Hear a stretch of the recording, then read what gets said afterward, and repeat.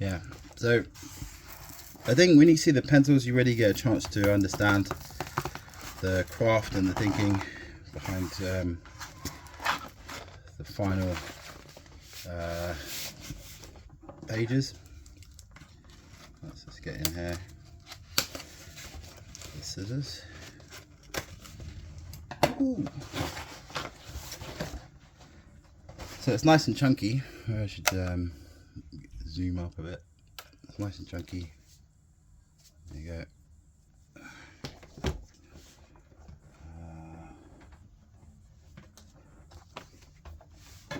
That's a decent amount bigger than the normal comic size, so that's kind of cool. It's the other part, which is great to see them at like more close to the original size.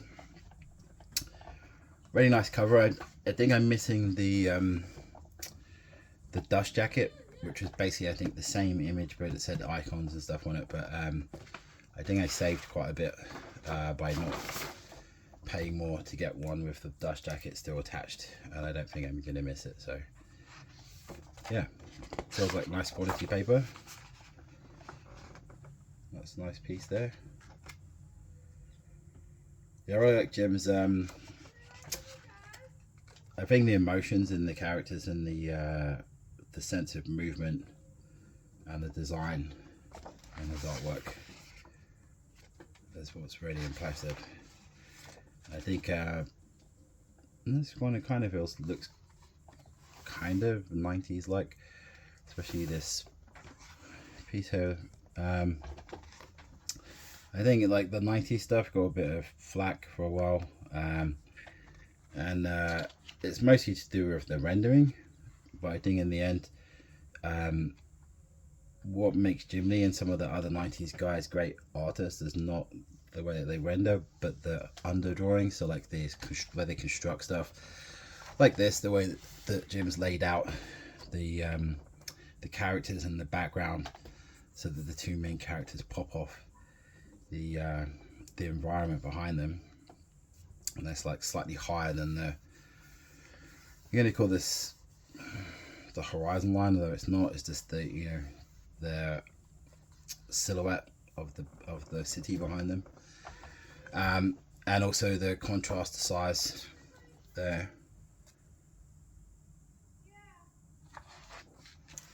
Yes, this looks good.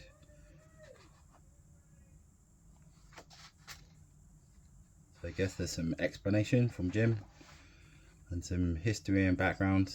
He's looking very young in these pieces. Yeah, very nice quality. It's great to see it this size. Really great.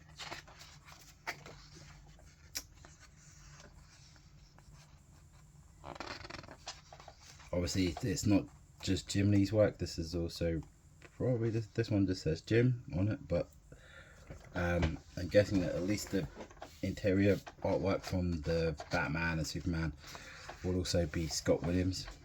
This is a bit Frank Miller style. Yeah, it's nice. I remember Jim did the Death Blow comic, which was done in a sort of Frank Miller-esque style as well, and that was really cool. Really interesting to see him try something different. So here's a nice look. I'm not sure if this is Jim's painting, so I haven't read any of the information yet, but I know Jim does do stuff in color as well, and he does like straight to ink, and outside of his normal comic art, if you haven't seen it, he's got some really nice artistic looser freehand stuff and color work, and also his like character designs are really cool to see.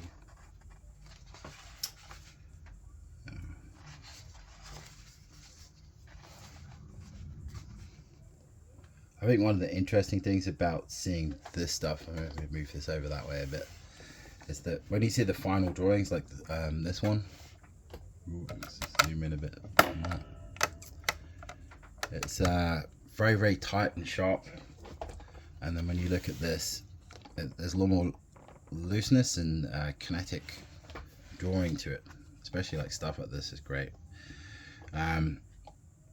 Yeah, and it's interesting to see the decisions I guess like someone like Scott Williams makes to come up with the finals, but also the construction that the way it's constructed by Jim in pencil beforehand, whereas you'd assume it was really tight pencils, but a lot of the time there's a lot more energy and feeling to them than that. That's still looking a bit Frank Miller-esque, that one. Even a bit of Tim Sale maybe. Yeah, nice stuff. Yeah, that's definitely Frank.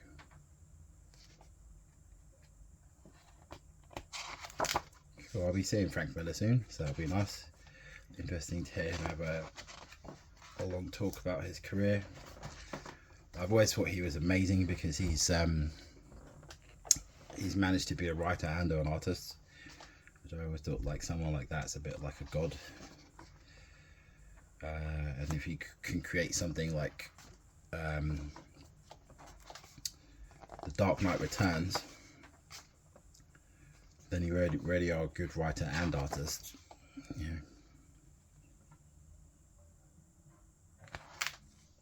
Yeah.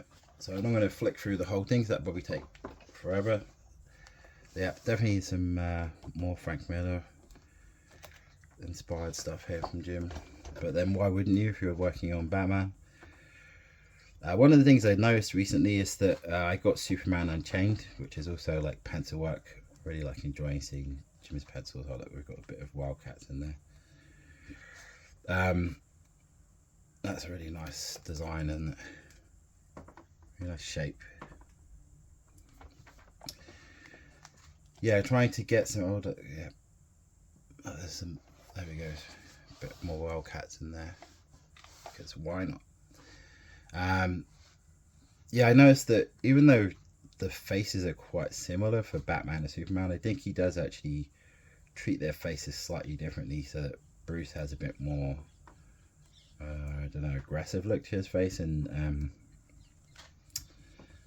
Superman's is just a bit more gentle. Though probably, like at first glance, it just looks quite similar. That's a really nice image of Death there. Cool, I didn't know he'd worked on stuff like that, like Vertigo characters. Cool, yeah, Deathblow, there we go. Done in the classic Jim.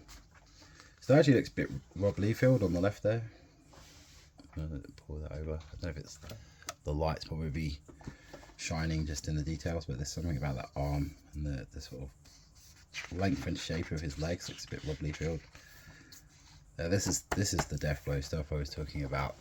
That's got, it's not really Frank Miller, it's like influenced by Frank Miller with all these like light details inside the black and the way that the black's quite heavily put on. There's another one here which is a bit more like what the comic looked like. Yeah, there's definitely some influence there from Frank Miller, but it's still a Jim Lee style, so it's like kind of like an add-on or something, where he's kind of keeping his own style but also incorporating something new. So that's quite cool. I don't know how popular the Deathblow was, but I'm always interested to see like different styles and something that's very creative. And I think Frank Miller's style was very different and creative, and then coupled with Jim's, I think it had like really cool effect. Yeah, love seeing these layouts. I think I've seen this before because I remember really liking this drawing.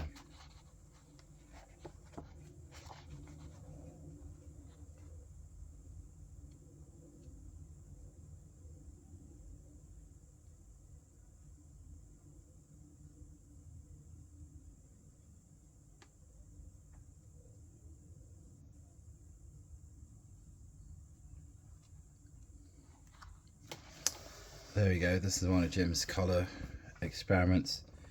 You can see that, yeah, he can do some really cool stuff that's not in the area of what he would normally do, and it's nice to see it at this size where you can really appreciate the artistry. I really like this one.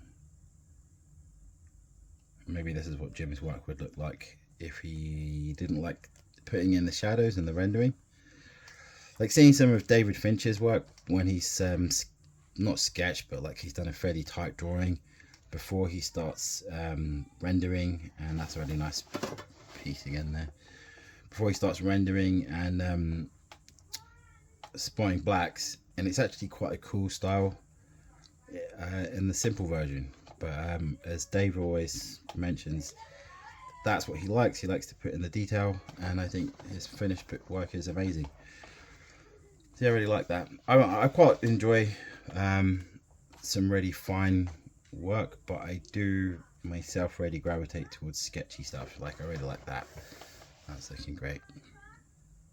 Which is why I was watching Walter Simonson earlier, and really enjoying watching him draw.